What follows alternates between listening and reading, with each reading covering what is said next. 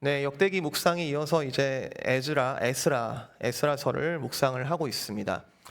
스토리상으로는 이어져요. 유다 왕국이 멸망을 했죠. 유다 왕국이 바벨론에 의해서 멸망을 했는데 그 멸망한 사건에 대해서 성경이 기록하기는 그것은 우연이 아니었다.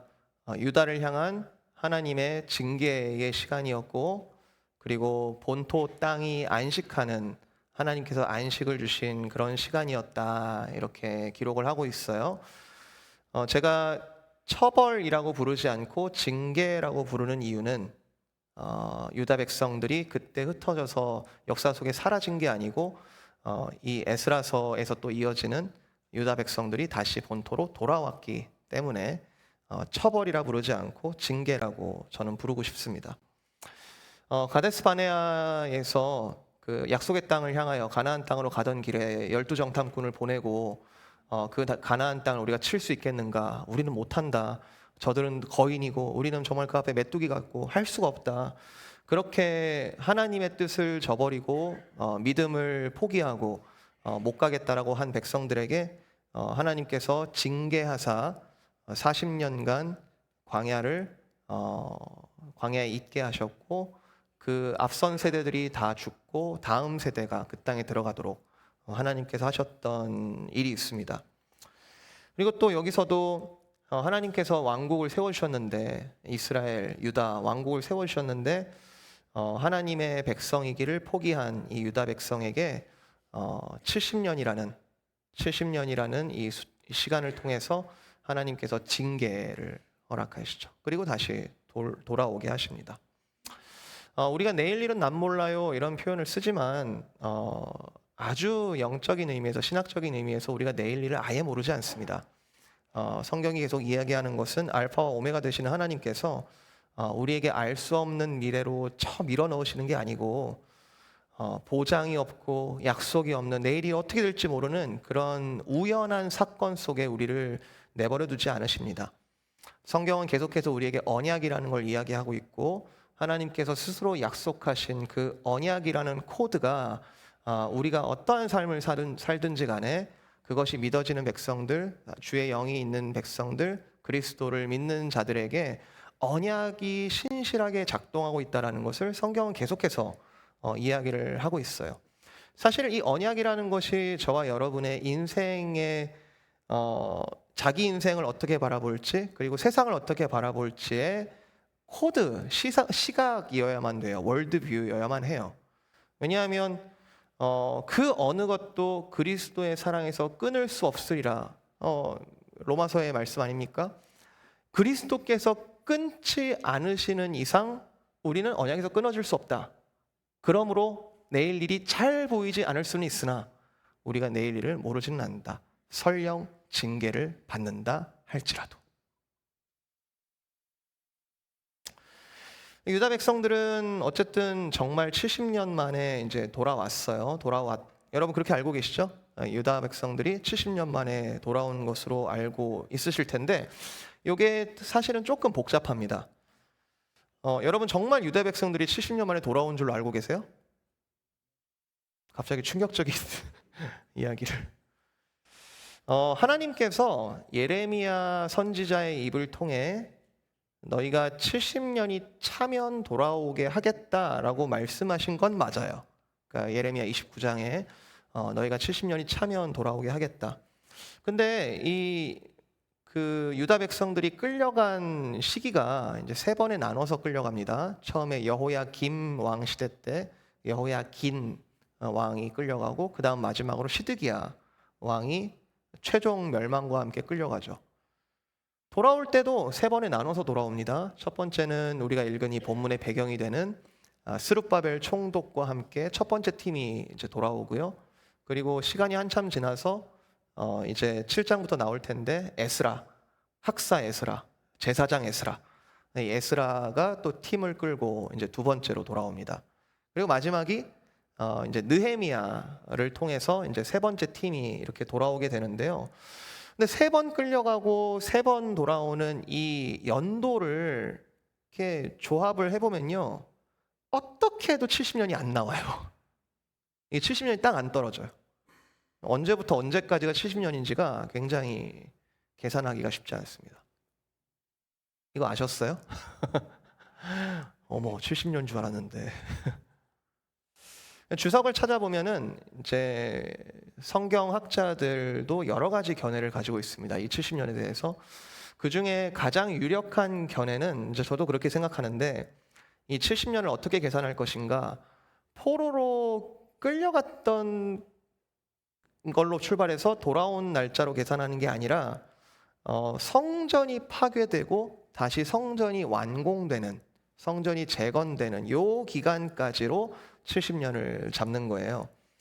자, 성전 파괴는 언제 일어났냐 하면 세 번 이제 포로로 끌려갈 때 제일 마지막에 시드기야 왕이 항복하고 예루살렘 성문을 열고 바벨론 군대가 쳐들어오고 성전 다 무너지고 거기에 있는 물건들 다 뺏기고, 요 상황이 나오는데요. 그때가 이제 주전 586년입니다. BC 586년. 그런데 이제 에스라 1장을 보면은 이제 고레스 왕이 돌아가라고 해요. 고레스 왕이 바사의 왕이 되면서 너희 중에 예루살렘으로 돌아갈 자들은 돌아갈 수 있다라고 선언을 하는 때는 BC 539년쯤입니다. 주전 539년, 586년, 539년. 그러니까 요 사이는 한 계산을 해보면 49년 정도 돼요. 49년 정도. 그러니까 마지막으로 포로로 끌려갔을 때부터 처음으로 이제 돌아오는 때까지의 기간이 49년 정도라는 거죠. 그리고 이제 3장에 보면, 여러분 읽으셨겠지만 3장에 보면은 예루살렘에 돌아와서 성전을 바로 건축하지 않습니다. 뭔가 이유가 있었을 거예요. 굉장히 이렇게 성전을 건축하는 준비를 했다든지, 그래서 돌아온 지 2년째 되던 해에 성전을 건축하기 시작했다, 이렇게 이야기가 나옵니다. 그러면 어떻게 돼요? 49년 만에 돌아와서 50년째 되던 해에 성전을 건축하기 시작했다. 이것도 되게 상징적이죠. 50년 뭐예요? 저희 교회 이름 주빌리, 희년. 너희는 50년째의 자유를 공포하라. 50년째 되던 해에 성전을 건축하기 시작했습니다. 그리고 3장, 4장, 5장 에스라 이제 쭉 나오면은 여러 가지 이제 방해들도 있었다는 기록이 나오고, 오늘 본문의 15절에 다리오 왕 제6년 아달월 3일에 성전 일이 끝났다. 이때가 주전 516년쯤입니다. 그러니까 586년에 완전히 유다가 멸망했을 때로부터 50년째 되던 해에 성전 건축을 시작했고, 516년, 즉 70년이 차는 그때에 성전이 완공되었다. 자, 계산을 해보면 성전 건축에 몇 년이 걸렸죠? 몇 년이 걸린 거예요? 20년 걸렸습니다. 20년. 성전이 처음에 기초돌을 놓고 성전 봉헌식을 할 때까지 총 20년이 걸렸습니다. 그 중간에 굉장히 많은 방해가 있었어요. 물리적인 방해도 있었고 심리적인 방해도 있었고, 아주 민족들이 막 힘을 합해서 조직적으로 이 성전 건축을 방해하기도 했고요.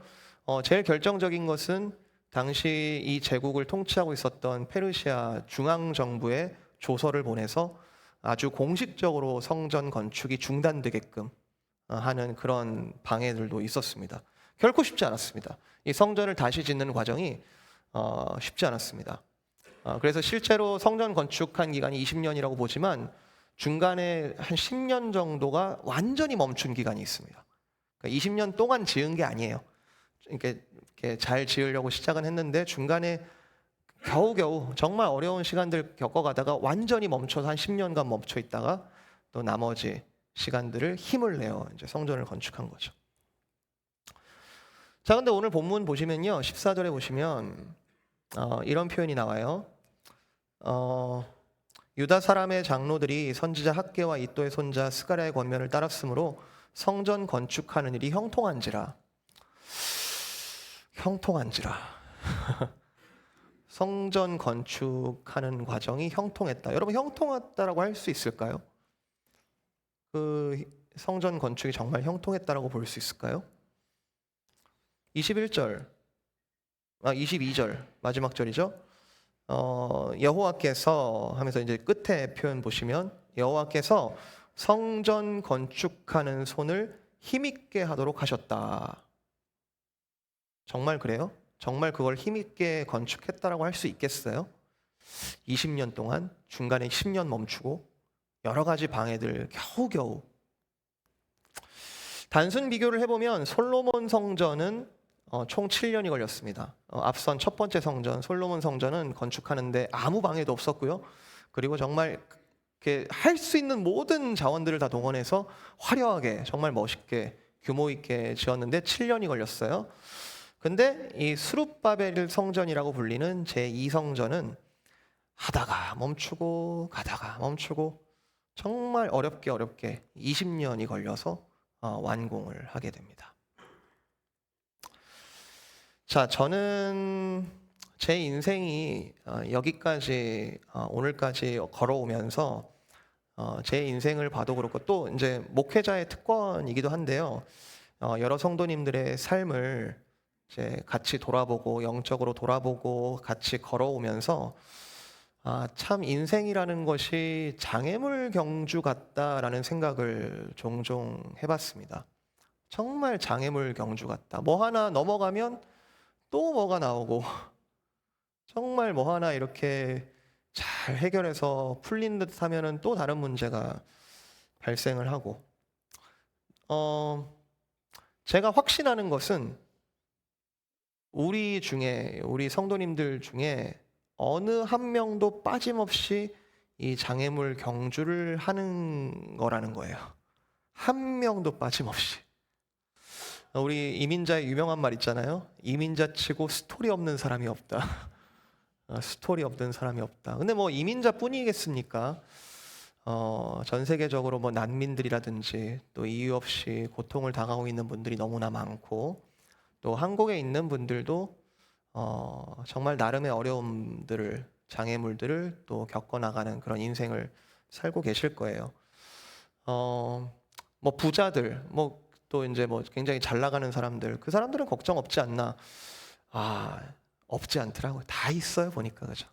좀 깊이 들어가 보면 다 어딘가 망가져 있다든지 어딘가 뭔가 이렇게 문제를 푸느라 또 일평생을 또 사용하고 있든지 참 쉽지 않다. 올림픽에는 장애물 달리기라는 종목이 있습니다. 스티플 체이스라는 이제 그런 이제 종목이 있더라고요. 그래서 달려가다가 허들도 이렇게 넘어야 되고 또 이제 물 웅덩이를 막 지나가기도 하고 그런 이제 경기가 있습니다.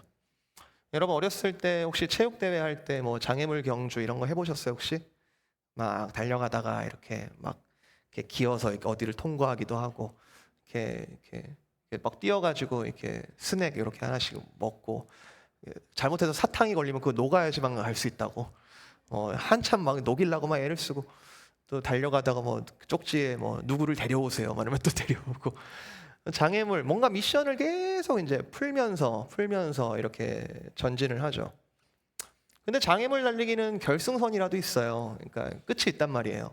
뭐 여러 가지 미션들이 막 나온다 해도 끝이 있는데 인생의 장애물 경주는 좀 완전히 다른 것 같아요. 광야 한가운데 서 있는 듯한 이 땅에 나를 도와줄 사람은 한 명도 없는 듯한 도대체 여기서 어디로 가야 되지? 북쪽으로 가야 되나 남쪽으로 가야 되나 정말 알 수 없는 그런 지점. 그것도 스스로 생존하면서 가야 돼요. 생존하면서 막 넘어가야 돼요. 하나하나 뭔가 잘 왔는지도 잘 모르겠고 잘 가고 있는지 잘 모르는 참 쉽지 않은 그런 장애물 경주를 우리 모두가 하고 있다. 매일매일 걸음이 되게 애매한데 또 힘들기도 하고 또 애매하고 또 힘들고. 여러분 질문 드립니다. 여러분의 인생의 장애물 경주에 예수님은 어떤 분이세요? 그 경주에 예수님은 어떤 분이십니까? 여러분이 장애물을 하나하나 넘을 때마다 장애물을 하나하나 경주를 할 때마다 예수님은 어떤 분이세요? 올림픽 경기로 비유를 해볼게요. 예수님은 내가 그 장애물 경주를 막 하는 데 있어서 예수님은 코치 역할을 하실 수도 있겠죠. 코치, 감독, 이렇게 하면 되고 저렇게 하면 되고 지시를 하는. 아니면 예수님은 혹시 여러분에게 페이스메이커이신가요? 같이 이렇게 뛰어가주는, 페이스를 잃지 않도록 같이 뛰어가 주시는 그런 분이신가요? 예수님이 혹시 심판인가요? 심판? 결승선에 못 들어오기만 해봐라. 심판이에요? 심판. 아니면 예수님이 그 경기를 주최하셨나요? 잘 들어오면 상 주시는 이제 그런 분이신가요? 아니면 예수님이 트레이너? 잘 달릴 수 있도록 뭔가 훈련시켜 주시고 그런 분이신가요?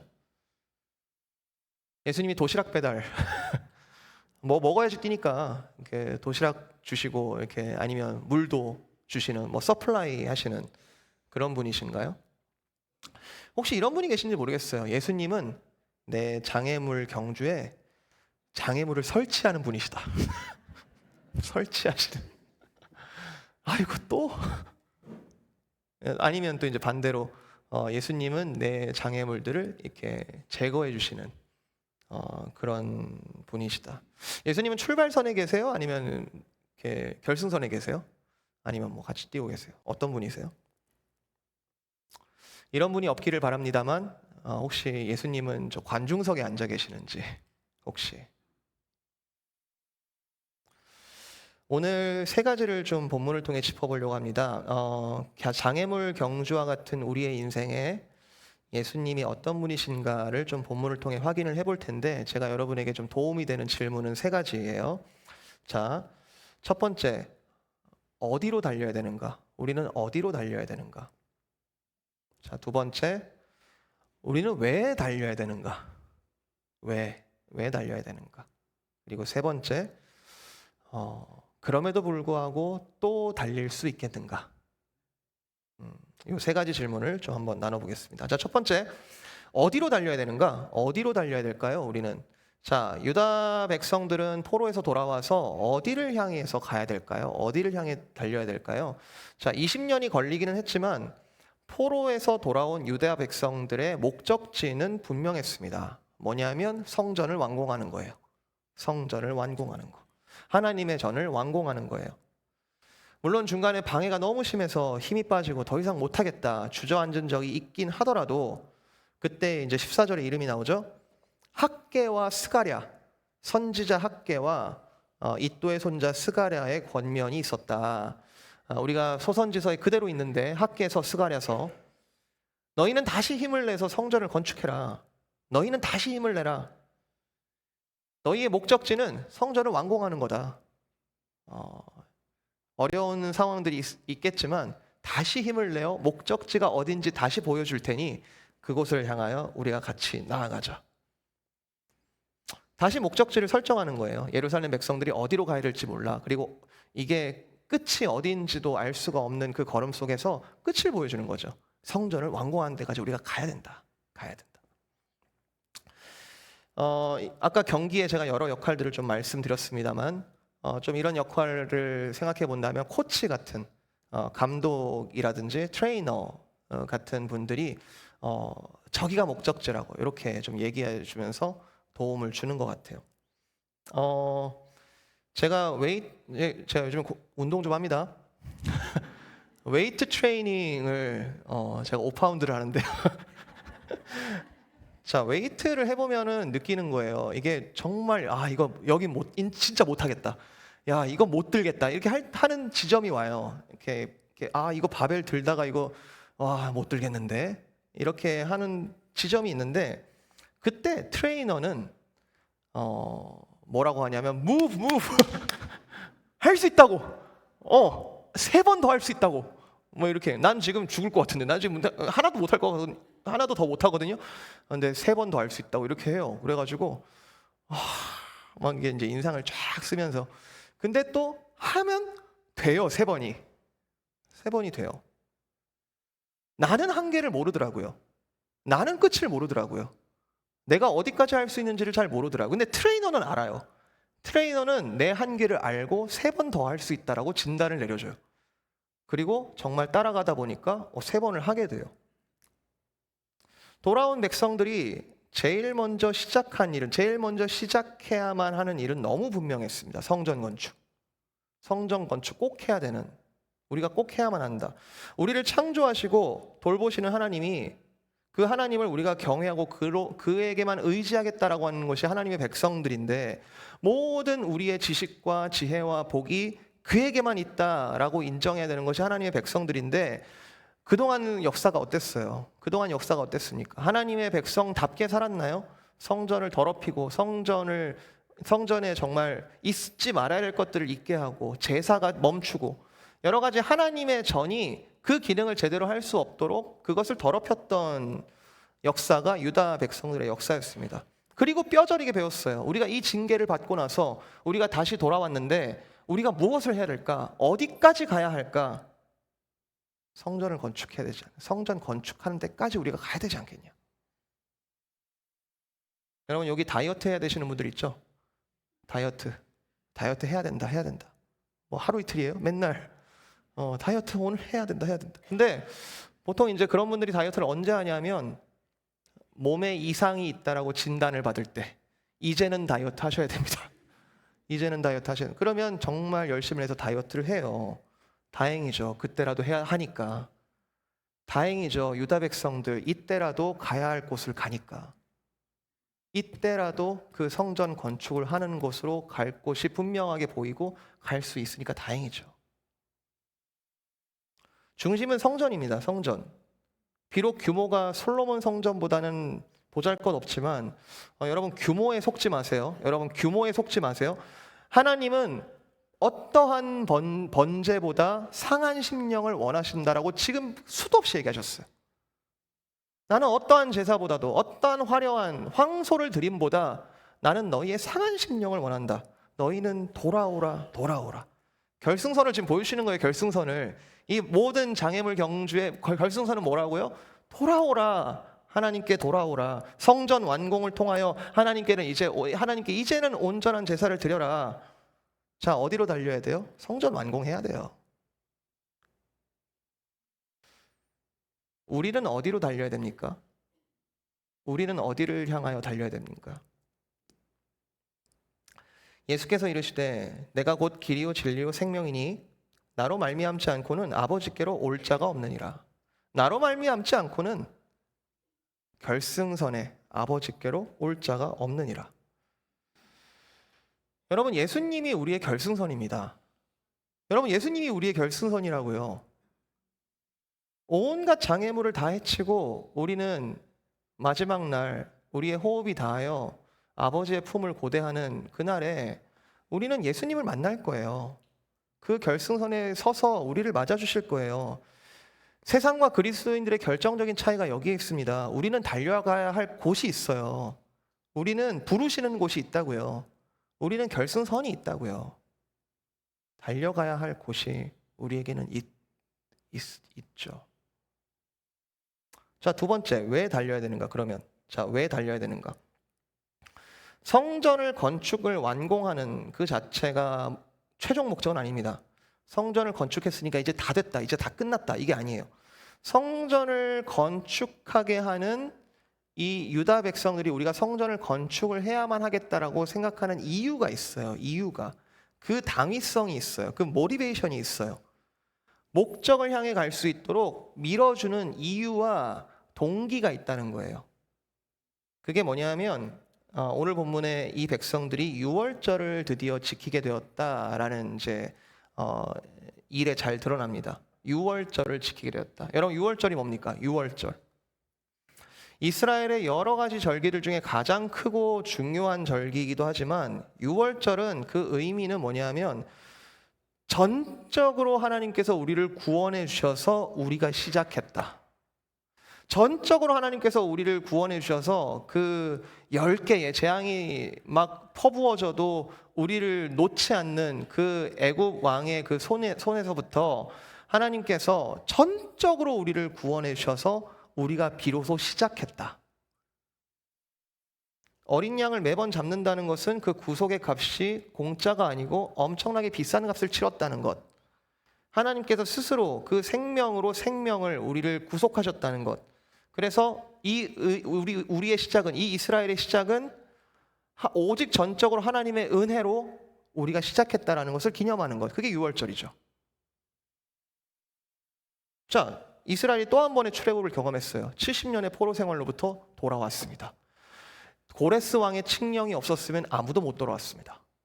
그런데 전적인 하나님께서 고레스의 마음을 감동시키사, 1장에 나와요. 하나님께서 고레스의 마음을 감동시키사 그들에게 돌아가고 싶은 사람은 돌아가라. 와, 전적으로 이건 유월절이다. 전적으로 하나님께서 우리를 다시 시작하게 하셨다. 여러분, 우리는 왜 달려야 되나요? 우리는 왜 지금도 포기하지 않고 이 장애물 경주를 해야만 하나요? 왜 계속 걸어야 되죠? 예수 그리스도의 구속의 은혜가 저와 여러분을 계속해서 밀고 있기 때문에 그렇습니다. 저와 여러분은 내가 어디서 우연하게 운 좋게 이 구원을 주운 것이 아니라 만세 전부터 택정하신 하나님의 그 은혜의 그 구속의 역사가 우리를 향하고 있었고 우리를 시작하게 하셨고 그 일로 말미암아 우리는 오늘도 걸을 수 있는 시작에 온전한 시작이 오직 그리스도에게 있는 것이죠. 그 효력이, 그 구속의 효력이 처음에 말씀드렸습니다만 그 어느 것도 그리스도의 사랑에서 우리를 끊을 수 없도록 아주 강력한 것이기에 우리의 시작은 내가 정말 시작했나? 이거 계속 가도 되는 건가? 이런 고민할 필요 없이 우리는 그리스도께서 이 장애물 경주를 시작하도록 우리를 미셨다는 거예요. 출발지로 다시 돌아올 필요가 없다라고 말씀하십니다. 자기가 가진 것을 다 동원하셔서 예수님은 우리를 출발시키셨어요. 거듭나게 하사 새 생명으로 우리를 출발시키신 분이 바로 예수님이시죠. 성전 완공도 즐거웠지만 유월절에도 즐거움이 있습니다. 유월절, 정말 우리의 존재를 확인하는 거예요. 이스라엘은 우리의 존재가 어떤 존재인지를 확인하는 거예요. 우리는 왜 계속 걸어야 되는 거죠? 우리가 계속 왜 어떤 존재임을 확인하면서 걸어야 되는 거죠? 우리는 그리스도를 통하여서 새 생명으로 이 걸음을 시작된 사람들이잖아요. 거기에 우리 정체성이 있잖아요.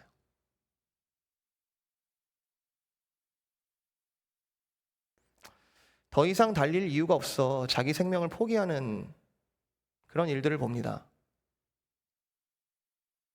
오죽하면 그럴까?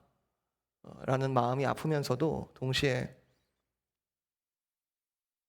우리가 장애물 경주를 함에도 불구하고 우리의 존재 이유가 너무 분명하기 때문에 내가 계속 걸어야 할 이유를 확인하는 우리들에게는 이게 얼마나 큰 복인지,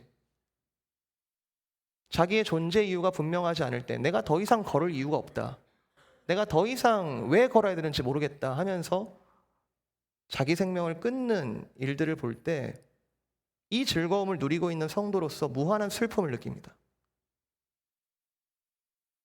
예수님의 구속의 사랑이 우리를 지탱하고 있듯이 만약에 그분이 예수님의 사랑을 조금이라도 느낄 수 있었다면 자신의 존재 이유를 더 이상 자신이 무가치하다 여기지 않고 내 존재 이유가 있구나라는 것을 예수님을 통해서 발견할 수만 있었다라면, 상징적이기도 합니다만 21절에 보면은 예루살렘 백성들만 유월절을 지키지 않아요. 사로잡혀다 돌아온 사람들, 그리고 그 땅에 사는 모든 더러운 것들이 말 그대로 장애물 경주를 하다가 자신의 존재 이유가 뭔지 아는 사람들, 여호와를 찾는 자들이 다 모여서 유월절을 지킵니다. 우리의 존재 이유가 여기 있다. 우리의 이 경주의 시작이 여기에 있다. 여러분, 우리 왜 달려야 됩니까? 그리스도의 사랑이 우리를 강권합니다. 우리의 그리스도의 사랑이 우리가 하나님을 택한 것이 아니고 그가 먼저 우리를 사랑하사 우리를 택하신 그 사랑이 우리를 이 경주에 출발시켜 주셨기 때문에, 우리를 사망으로부터 거듭나게 하셔서 달릴 수 있도록 새 생명을 주셨기 때문에 오늘도 우리는 이 경주를 할 이유가 있고 걸어갈 분명한 당위성이 있습니다. 예수님께서 결승선에서 우리를 끌어당기고 계세요. 그리고 예수님께서 출발선에서 우리를 출발시켜 주셨어요. 자, 어떻게 할까요? 자, 세 번째 한 가지 문제만 남죠.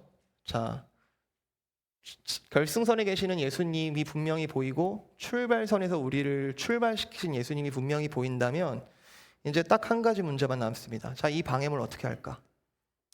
자, 우리의 이 인생의 장애물들 어떻게 할까? 내가 지금 지리하게 부딪히고 있는 이 대적들 어떻게 할까? 이 핍박 어떻게 할까? 나의 환난과 고통과 지금 겪고 있는 질병의 문제, 그리고 여러 가지 이유의 어려운 문제들 어떻게 할까?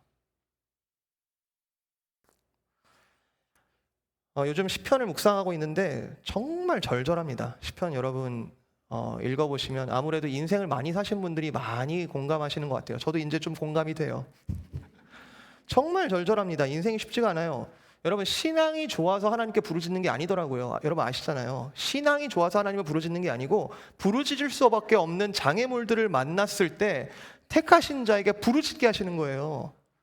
그 가운데 하나님께서 믿음 주셔가지고 신앙의 걸음을 걷게 하시는 거더라고요. 학개서 2장 4절 5절 제가 읽어드릴게요. 학개서 2장 4절 5절. 그러나 여호와가 이르노라, 스룹바벨아 스스로 굳세게 할지어다. 여호사닥의 아들 대제사장 여호수아야 스스로 굳세게 할지어다라. 여호와의 말이니라. 이 땅 모든 백성아 스스로 굳세게 하여 일할지어다.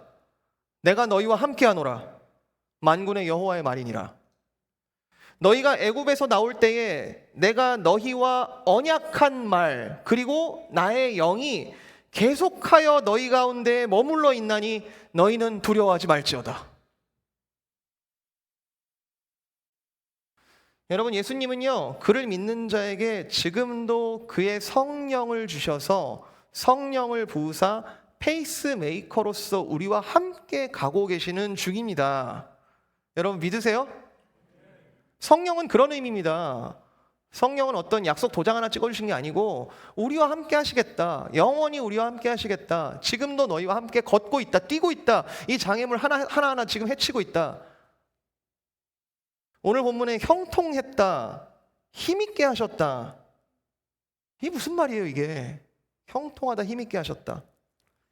20년이나 걸리는데 이 장애물 경주가 왜 이렇게 길지? 왜 이렇게 힘들지?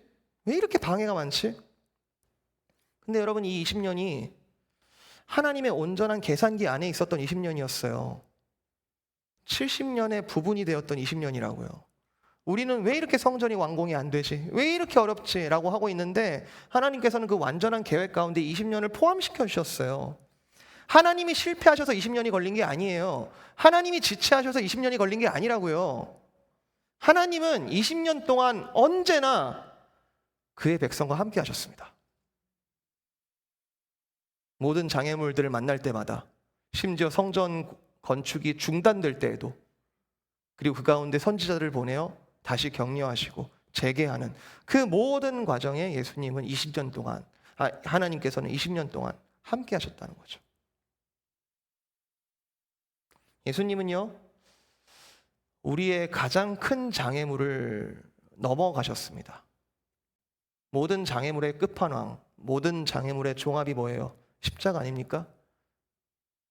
우리 모든 인류가 넘어갈 수 없는 그 사망의 문제, 예수님께서는 십자가에서 다시 살아나셔서 영원히 이겨주셨어요. 그래서 이 페이스가, 이 걸음이, 이 경주가 어렵다 할지라도 그 십자가의 부활의 복음이 오늘도 우리를 끌고 있고, 먼저 가신 그 주님께서 거리를 넓히지 않으시고 계속 우리의 눈높이를 맞춰주시며 우리와 함께 가고 계시는 그 페이스메이커, 그 부활의 영광, 만물이 복종하고 찬양하게 되는 그 부활의 승리의 영광을 자기 혼자 취하셔도 합당하시지만 그 승리의 영광을 우리에게 믿는 자에게 나누어 주셨습니다. 그래서 우리도 이 장애물 경주가 쉽지 않지만 십자가를 지고 우리도 주를 따르지만 우리는 아주 넘어지지 않을 거예요. 아주 넘어지지 않을 겁니다. 여러분, 빨리 가는 게 중요한 게 아니고 같이 가는 게 중요합니다. 주님께서 이 걸음 가운데 결승선과 출발선과 그리고 중간에 예수님께서 함께 가고 계시다. 여러분 캐치하셨겠지만 예수님은 우리의 인생의 장애물 경주에 어디 계시는가? 결승선에도 계시고요. 출발선에도 계시고요. 이 트랙, 이 이미와 아직 사이 모두에 예수님은 함께하고 계십니다. 장애물 경주라고 말할 수 있는 우리의 인생의 끝과 시작과 지금 모든 시간에 당신의 백성들과 함께하고 계십니다. 출발선. 그러므로 예수께서 이르시되 내가 진실로 진실로 너에게 말하노니 나는 양의 문이라. 게이트. 나는 양의 문이라. 내가 문이니 누구든지 나로 말미암아 들어가면 구원을 받고 또는 들어가며 나오며 꼴을 얻으리라. 나는 참 포도나무다. 나는 포도나무요 너희는 가지라. 그가 내 안에 내가 그 안에 거하면 사람이 열매를 많이 맺나니 나를 떠나서는 내가 너희를 출발시키지 않는다면 너희가 아무것도 할 수 없습니다. 결승선 나는 부활이요 생명이다. 예수께서 이르시되 나는 부활이요 생명이다. 나를 믿는 자는 죽어도 살겠고. On track, 트랙 위에 나는 생명의 떡이다. 내가 너희를 먹이겠다. 나는 선한 목자다. 내가 너의 길을 밝히겠다. 나는 길이요 진리요 생명이다. 사랑하는 성도 여러분, 주님의 이름으로 축복을 드리며 권면을 드립니다. 이 경주에 여러분 오늘까지 여러분 수고롭지만 포기하지 않고 경주해 주셔서 감사를 드립니다. 이 교회도 여러 장애물들, 그 속에서 많은 헌신들, 여러분이 함께 동참하신 많은 헌신들로 오늘도 계속해서 경주를 하고 있습니다. 계속하여 주 안에서 때를 얻든지 못 얻든지 항상 힘쓰실 수 있기를 주님의 이름으로 축복을 드립니다. 여러분, 이 말은 상황이 좋든지 좋지 않든지 우리 하나님은 여전히 하나님이시다라는 고백이에요.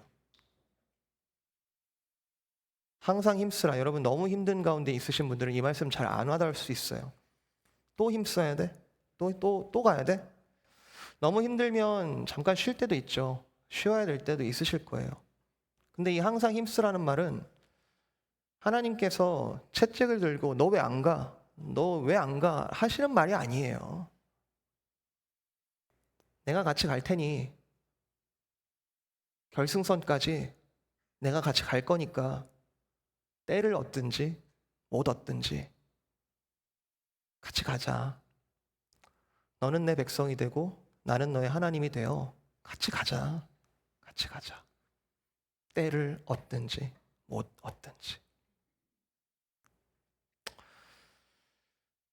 장애물 경주는 제가 모든 분들이 같이 걷고 있다라고 말씀을 드렸는데 성경에도 수많은 예가 있습니다. 야곱 같은 경우에 야곱이 나중에 요셉이 총리가 되어 요셉이 자기 자신을 밝히고 가족들을 초청할 때 야곱이 이집트로 내려가서 바로왕 앞에 서서 이런 말을 하죠.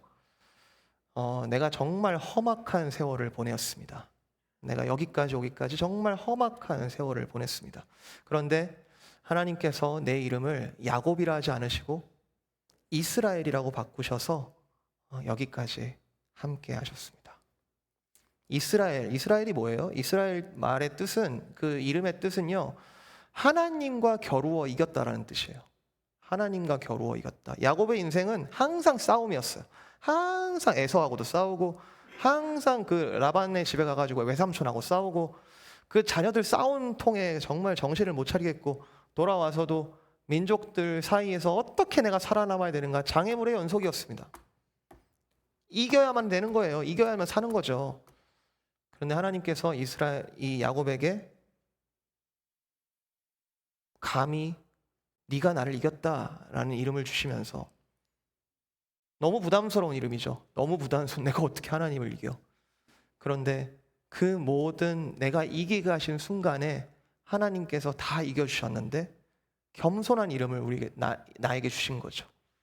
네가 하나님을 이겼다. 네가 이기는 그 모든 순간에 내가 함께했다.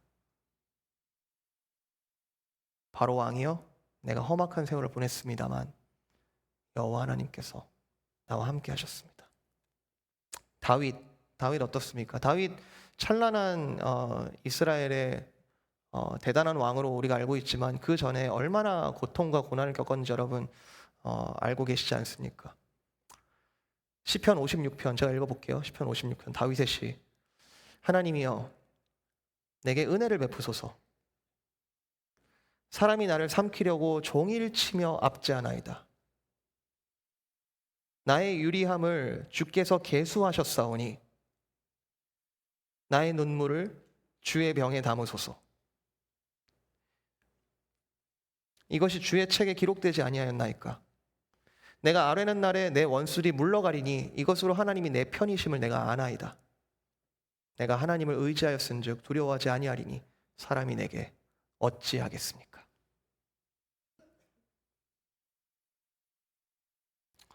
바울도 비슷한 고백을 합니다. 바울도 정말 험한 인생을 살았습니다. 정말 십자가를 지고 복음을 전하는 참 쉽지 않은 인생을 살았습니다. 장애물 경주를 했습니다. 디모데후서 4장 7절 나는 선한 싸움을 싸우고 나의 달려갈 길을 마치고 믿음을 지켰으니 이제 후로는 나를 위하여 의의 면류관이 예비되었으므로 주 곧 의로우신 재판장이 그날에 내게 주실 것이며 내게만 아니라 주의 나타나심을 사모하는 모든 자에게도 그러할 것이라. 사랑하는 성도 여러분, 지금 여러분의 삶에 어떤 장애물이 있으십니까?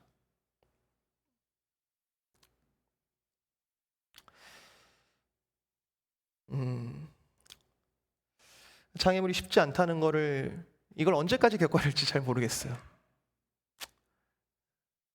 그런데 말씀이 우리에게 주시는 약속은 우리 예수님이 결승선에 서 계시고 나를 출발하게 하셨고 그 소명을 이루도록 오늘도 우리와 함께 하신다는 사실을 여러분 믿으시기 바랍니다. 믿음으로 서로 격려해 주시길 바라요. 여러분 함께 주님께 기도하시는 성도 공동체가 되셨으면 좋겠어요. 여러분의 손을 펴셔서 정말로 특별하게 장애물 가운데 있는 우리 성도들이 있다면 같이 넘어가자. 여러분 손을 펴주시고 우리 교회만 잘 되면 되겠습니까? 여러분 여기만 그냥 잘 경주하면 되겠습니까? 여러분 세상은 지루하십니다. 세상에 참 많은 장애물들 속에서 우리가 같이 마음 아파하고 예수 그리스도의 생명의 복음을 들고 우리가 도리어 장애물들을 찾아가서 예수 그리스도의 생명을 전하는 저와 여러분 되시기를 주님의 이름으로 축복을 드립니다.